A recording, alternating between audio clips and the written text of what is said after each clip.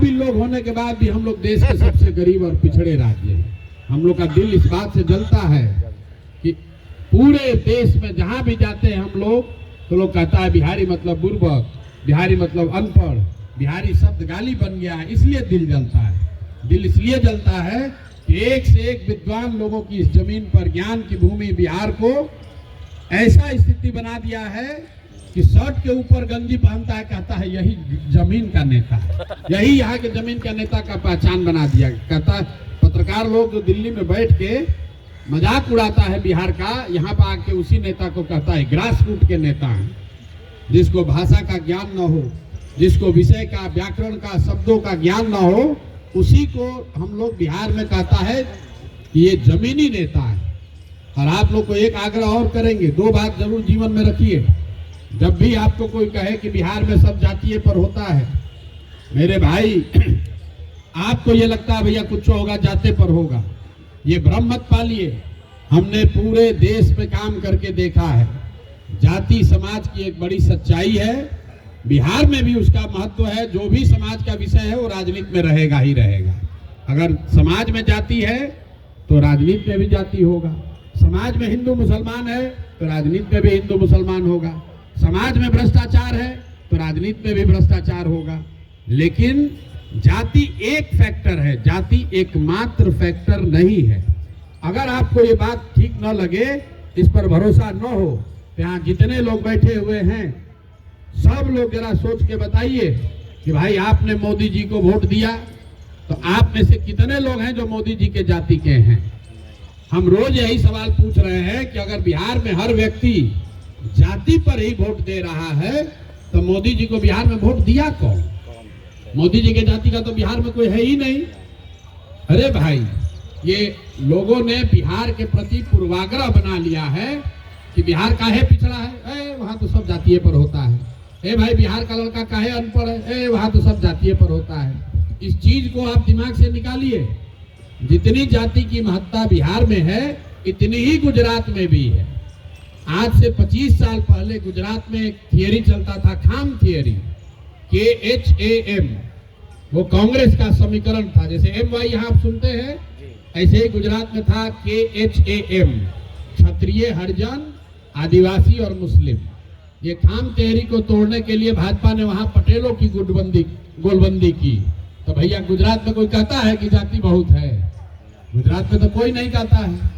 आप कर्नाटक में सुनते हैं लिंगायत है, वोक्कालिगा है, कि लिंगायत ही बनेंगे, वोक्कालिगा उनको चैलेंज करेगा। कभी आपने कर्नाटक में सुना कि भाई लिंगायत वोक्कालिगा का बहुत प्रभाव, इसलिए कर्नाटक का विकास नहीं होगा? आप आंध्रा में जाइएगा, वहाँ रेड्डी, कापू, खम्मा लोग हैं, तो कोई कहता है कि आंध्रा में विकास नहीं होगा क्योंकि यहाँ जाति है? अरे भाई, जाति जब से सभ्यता है तब से जाति है। जाति कोई इस बात का एक्सक्यूज नहीं है कि विकास क्यों नहीं होना चाहिए। ये बिहार के प्रति लोगों का पूर्वाग्रह है कि सब कुछ इसलिए खराब है कि यहाँ जाति है। और अगर जाति है भी तो उसको रहते हुए ही लड़ना है। जब आपको हमारी बात पर भरोसा न भी हो तो मैं लोगों को ये बताता हूँ कि जो लोग राजनीति के जरिए समाज की अगुवाई करना चाहते हैं, आपके पास ये विकल्प नहीं है कि सब कुछ सुधर जाएगा तब आप राजनीति में आइएगा। लोग कहता है भैया बिहार तब सुधरेगा जब जाति नहीं रहेगा। जाति नहीं रहेगा ना, जातिवाद खत्म हो जाएगा तो हम लोग बिहार सुधर जाएगा। अरे भाई, तो जाति न कभी सुधरेगा ना कभी बिहार सुधरेगा। अरे ये तो आप कह रहे भैया जाति खत्म हो जाएगा ना तब हम लोग का बिहार सुधरेगा, तो जाति तो कभी नहीं खत्म होगा। तो इसका मतलब है कि बिहार नहीं सुधरेगा।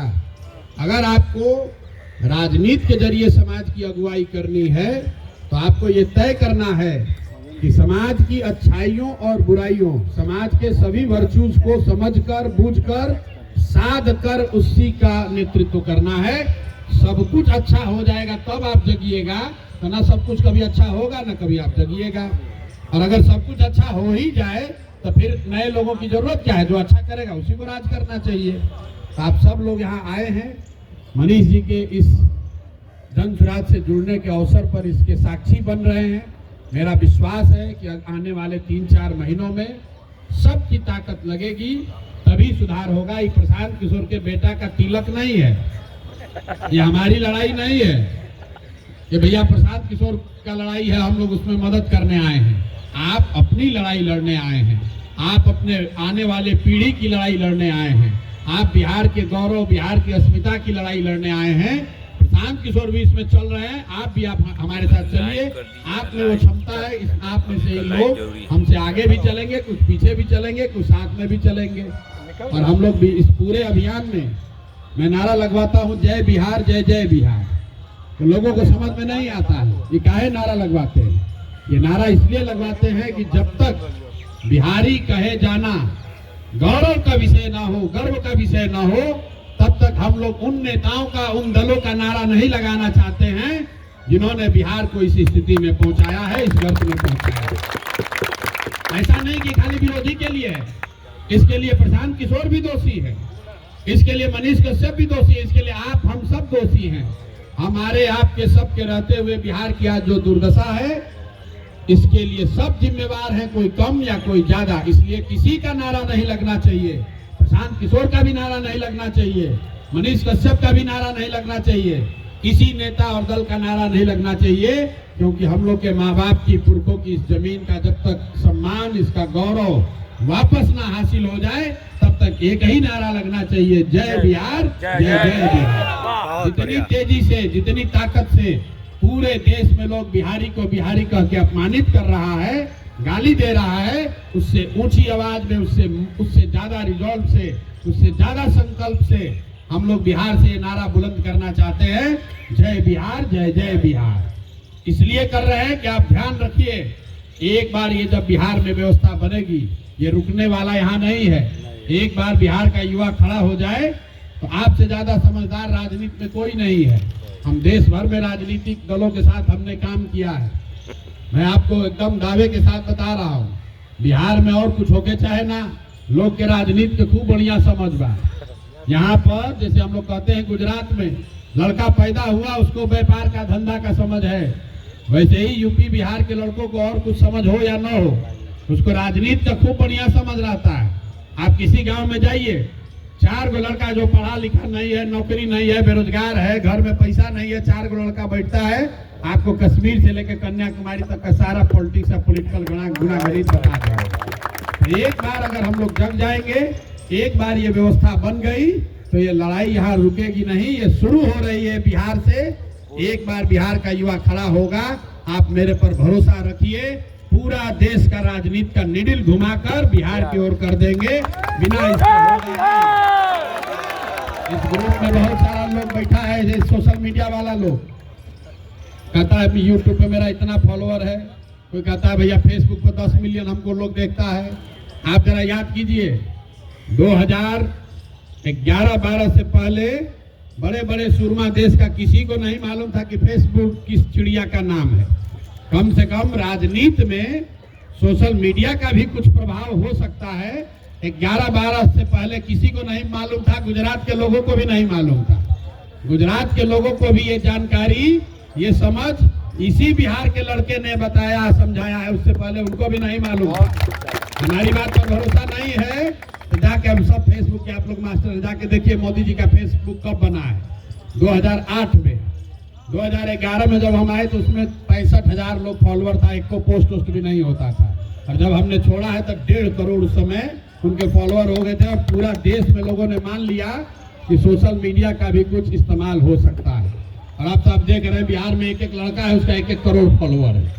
तो अगर यहाँ से आप खड़े होइएगा, इस विधायक को हम लोग फिर से, इतना इसका इस्तेमाल हो सकता है, सिर्फ चुनाव जीतने के लिए नहीं, सिर्फ चेहरा चमकाने के लिए नहीं, समाज की आवाज बनने के लिए। समाज की आवाज आप बन सकते हैं। मनीष कश्यप की क्या पहचान है? हे भाई, कहीं रोड टूटेगा, मनीष कश्यप वीडियो कर देगा, अफसर बाप बाप करता है, भाई पकड़ा जाएंगे, हल्ला हो जाएगा। इसीलिए तो लोग डरते हैं भाई, उसी से तो व्यू है कि क्लास में घुस गए, झगड़ा कर दिए, तो लोग अब डर रहा है भाई मनीष कश्यप वीडियो कर देगा, चांस बैठ जाएगा। तो सोशल मीडिया की ताकत है, बात सोशल मीडिया की नहीं है, प्लेटफॉर्म का कोई महत्व नहीं है। आप अंतर्देशीय पत्र पर लिखिए या पोस्टकार्ड पर, सोशल मीडिया की ताकत तब है जब उस पर सही बात कही जाए। आप सही बात कहिएगा, समाज की आवाज बनिएगा, तो निश्चित तौर पर आप बहुत बड़ी क्रांति ला सकते हैं। आज बिहार में लोग कह रहा भैया एकदम जो झोपड़ी में बैठा है, मजदूर है, अभी तक वहाँ बात नहीं पहुँचा है। हम कहते हैं अच्छा भाई कहाँ तक बात हुई? भैया जिसके हाथ में मोबाइल है वो सब जान गया है। सब युवा जन सुराजी हो गया जिसके हाथ में मोबाइल है, आपका बात सुनता है, उसको बहुत प्रभावित भी है। तो हम कहते हैं भाई जितने लोग के हाथ में मोबाइल है, अगर उतने लोग भी संकल्प ले लें, उतना लोग भी सुधर जाए तो आपको 5 करोड़ वोट मिलेगा। बिहार जीतने के लिए 2.5 करोड़ वोट चाहिए। बिहार जीतने के लिए 2.5 करोड़ वोट चाहिए। 5 करोड़ बिहार के लोग प्रतिदिन कोई ना कोई सोशल मीडिया का एक्सेस करते हैं, चाहे यूट्यूब पर जाए, फेसबुक पर जाए, इंस्टा पर जाए। इसलिए आपकी जो ताकत है वो 5 करोड़ आदमी भी रिजॉल्व कर ले, अब और नहीं, अब 3 महीना में बिहार का किस्मत बदलना चाहिए। हम लोग के यहाँ भी पलायन रुकना चाहिए, हम लोग के बच्चे भी बाहर न जाएं, ये सुनिश्चित करना है। इसलिए लड़ाई लड़नी है, इसलिए आपको खड़ा होना है। 3 महीना आप जीवन का अपना लगाइए और आपको बिहार में परिवर्तन दिखेगा। देखिए हम लोग 2-3 बात जो कह रहे हैं, इसमें ज्यादातर लोग जो आए हम जानते सब मोदी जी का भक्त लोग हैं, सब मोदी जी का भक्त लोग हैं। यहाँ हमने मोदी जी का विरोध किया। मधुबनी में आकर मोदी जी ने कहा कि हम यहाँ से नया वंदे भारत ट्रेन खुल रहा है, जिससे सहरसा का नामों सही नहीं बोल पाए, लेकिन चलिए वो हो सकता है भाषण में। सहरसा से एक नई वंदे भारत ट्रेन, आधुनिक वंदे भारत ट्रेन चलेगी, जिससे श्रमिक परिवार के बच्चे बैठकर सौराष्ट्र और बॉम्बे जाएंगे सुविधाजनक तरीके से। आप इस बात को गंभीरता से नहीं सोचते हैं। आपने भी लिखा, चलाया, लोग ताली बजा रहा है, अरे भाई मोदी का भारी सौगात, 2 नए वंदे भारत ट्रेन दे दिया। अरे भाई मोदी जी क्या कह रहे हैं कि सहरसा का, मधुबनी का, मधेपुरा का लड़का, आपका भाई बिहार का लड़का यहाँ से बोड़ा की तरह देख रहे हैं, ये ट्रेन में बैठ के जानवर की तरह बैठ के जाएगा सौराष्ट्र, और फैक्ट्री लगेगी सौराष्ट्र में, और बिहार का लड़का जाएगा मजदूरी करने। आजादी से पहले अंग्रेजों ने भी तो यहाँ से लोगों को स्टीमर को बैठा कर ले गए थे, अंग्रेज भी तो ले गए थे मॉरिशस में, फिजी में, त्रिनिदाद में, कि चलिए वहीं पर आप खेती कीजिएगा। आपके हमारे 4-5 पुश्त पहले के पूर्वज वहां जाकर किसान बन गए, मजदूर बन गए। अब 3-4 पुश्त संघर्ष करने के बाद कुछ स्थिति सुधरा है, वहां पर भी कब्जा करके सब अब हो गया वहां का राजा। लेकिन यहाँ से हम लोग को ये लोग ढो के ले जा रहा है गुजरात, महाराष्ट्र। ये बहुत बड़ा अपमान का विषय है। आप बताइए, वंदे भारत ट्रेन खाली बिहार से चल रहा है भाई, मध्य प्रदेश से भी चल रहा है, उत्तर प्रदेश से भी चल रहा है, गुजरात से भी चल रहा है। मोदी जी कभी ये कहे कि गुजरात से जो नई वंदे भारत ट्रेन चलेगी उससे लोग, गुजरात के लोग बैठकर जाएंगे तमिलनाडु और महाराष्ट्र में नौकरी मजदूरी करने? गुजरात में मजदूर नहीं है, महाराष्ट्र में गरीबी नहीं है। महाराष्ट्र में 1 लाख किसानों ने आत्महत्या की है पिछले 5 वर्ष में, गरीबी भुखमरी की वजह से। कोई ये कहता है कि महाराष्ट्र से ट्रेन में मजदूर भर के जाएगा तमिलनाडु काम करने? तो बिहार को काहे कहते हो? इसलिए कहता है, जैसे हम लोग के दिमाग में गांव घर में क्या है कि गेहूं सबसे ज्यादा कहाँ होता है, लोग कहता है पंजाब में गेहूं।